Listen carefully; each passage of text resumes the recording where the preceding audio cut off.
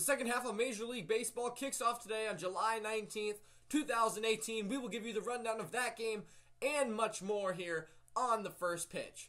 Roll the intro.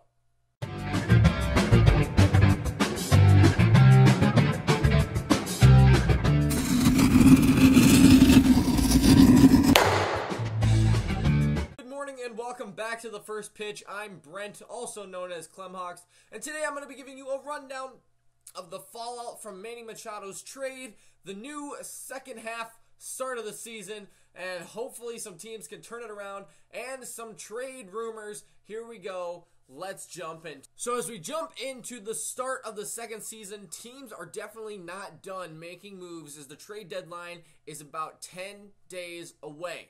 We talked about Manny Machado yesterday going to the Dodgers, and there hasn't been too much fallout from it, but we will go check the sources on Twitter right now, Ken Rosenthal, and he's been retweeting a couple of tweets saying that Chris Taylor, Chris Taylor was the guy who played, for Manny Machado, basically before him, and of course you Dodgers fans know that, but they said that Chris Taylor could be on the chopping block. Now, they said he could also play second base, some shortstop, some center field, and some outfield, some corner outfield positions. But they also said that Chris Taylor could be on the chopping block. But not only him, another star player for the Dodgers, or who has been a star player in previous years, Yasiel Puig or Jock Peterson, could also be out the door. As we know, Manny Machado is here for half a season, and they are going all in on 2018. I'll get to that in 1 second like I've talked about yesterday. But they said also that Puig and Jock Peterson could be out the door to clear up some salary space. They only have $4 million left in that luxury tax, bracket that they can spend this year. Now, they really need some bullpen help, and that's why I'm saying they're going to try to look for options that they can move Puig or move Taylor around in, because those two guys right now could be on their way out the door to clear up some salary space for this year.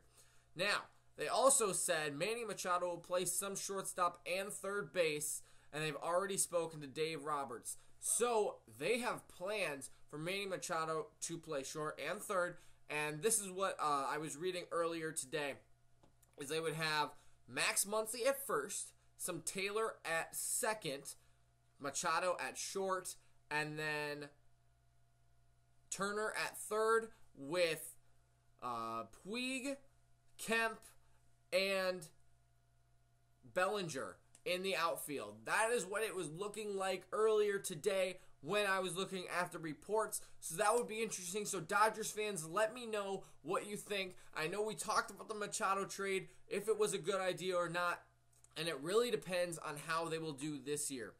As this source says from the LA Times, it says they are fully going in on 2018. We hope they play well, and it creates a good market for Manny Machado, but we're not worried about what happens beyond 2018. So if you look at that, they are completely committed to winning the World Series this year, and as I've said the last couple of days, I really think they could get back there. They're one of the best teams in the NL.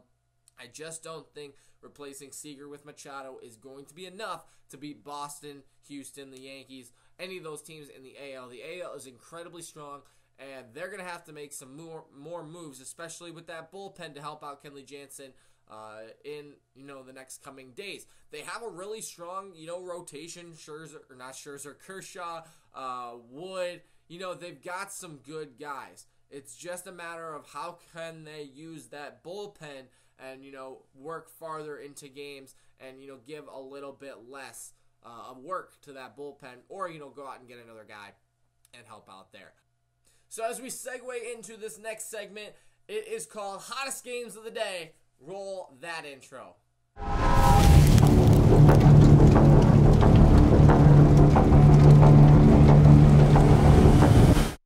So the start of the second half of the MLB season officially starts today, Thursday, July 19th, with one game. That's all today. It's basically like a Sunday night game, but it's on Thursday, and it's kind of just a special way to kick off the season. It will be the St. Louis Cardinals going up against the Chicago Cubs in Chicago, And let me tell you, this could make or break the Cardinals season.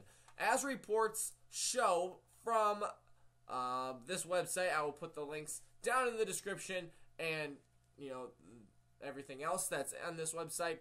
Viva La Birdos, I guess is what it's called. The St. Louis Cardinals, knocked down and facing an 8 count, have one last chance to get up off the mat against their arch rivals, the North Chicago Cubs. But the Cardinals, who have looked past their prime all season, may have a new spring in their step thanks to their new manager. That is right, the Cardinals did pick up a new manager just before the All-Star break, and this is definitely make or break for their season.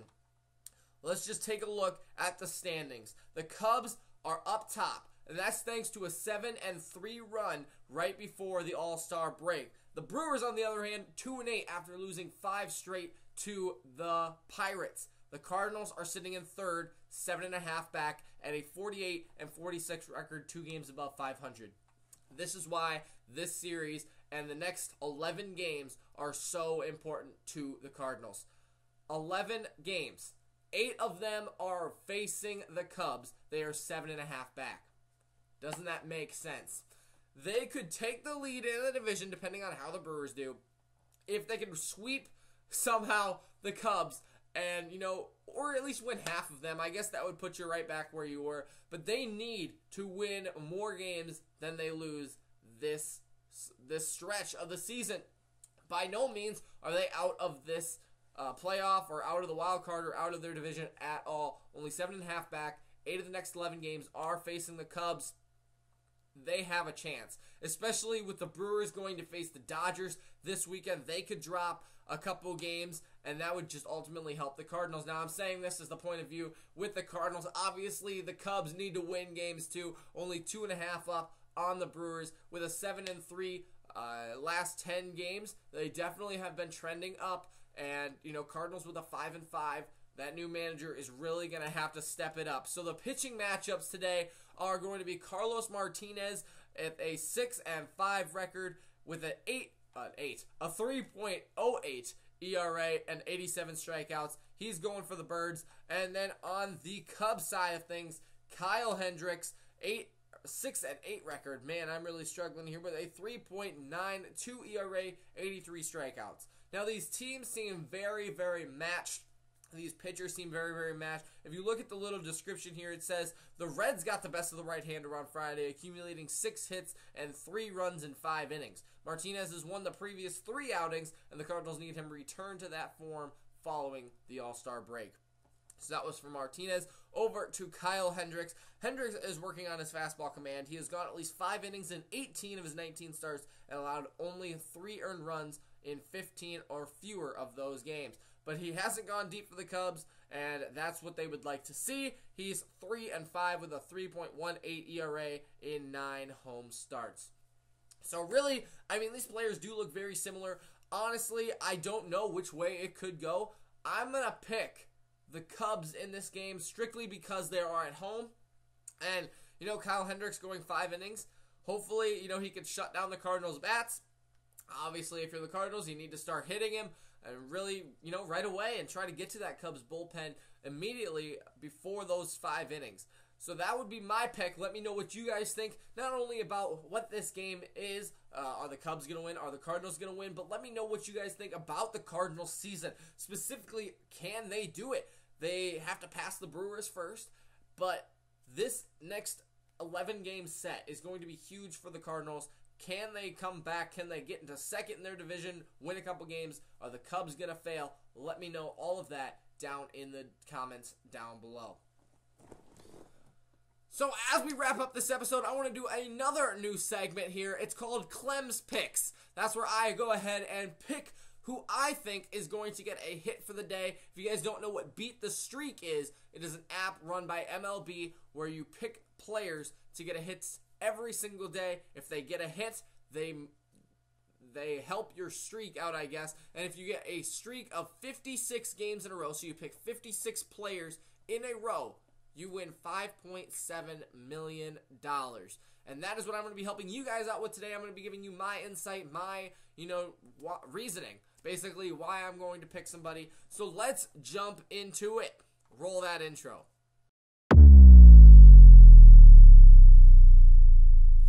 only one game today, it's, kind of limited to who you can pick. I will give you guys 3 picks, I believe. Let's go 4. Let's go 4 today, since there's only 2 teams, 2 from the Cardinals, 2 from the Cubs. On a daily basis, I would probably say that I'll give you about 5 picks from around the league, but today, since there's only 2 teams playing, we're kind of limited. But let's jump into it. We will start with the Cubs, and I will show your stats here. You can take a look at them yourself, but this is who I believe will get a hit.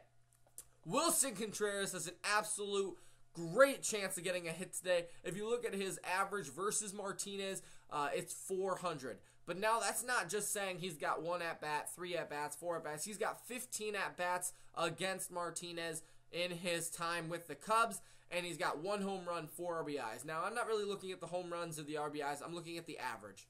He has had 15 at-bats against him and batting 400. I couldn't tell you what that is. I'm not very good at math, but that's a pretty good, average. 15 divided by 0.4, I think is how you do that. I'm not sure. He's got some at-bats against him. He's got some hits against him. It would not be a bad idea to go ahead and pick Willson Contreras today.